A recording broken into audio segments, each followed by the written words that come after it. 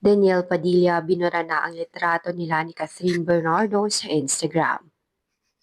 Maraming fans si Daniel, lalo na ang Katniel ang nag-check ng IG story nilang dalawa. Lalo na nang ilabas ni Daniel ang tungkol sa relasyon nila ni Kyla, na madalas na silang naglalabas ng update sa publiko.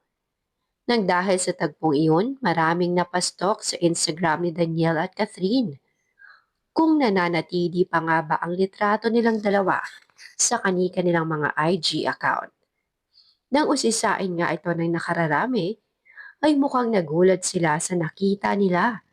Dahil bagamat may kanya-kanya na silang path at napabalita na may karelasyon na si Daniel, pero nananatili pa rin lahat ng kanilang mga litrato together sa Instagram.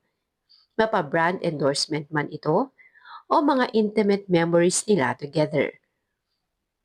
Pareho silang hindi nagbura ng mga litrato at sila lang ang tanging showbiz couple noon na hindi nagbura ng kahit na anong litrato nila sa social media.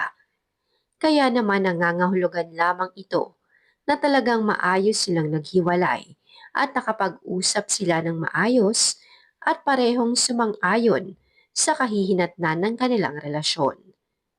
Hanggang ngayon kasi ay marami pa ring mga update na nagsasabi na kesyo may selusan, may bitterness, may iwasan, may galit o ano paman sa kanilang hiwalayan. Alam niyo ba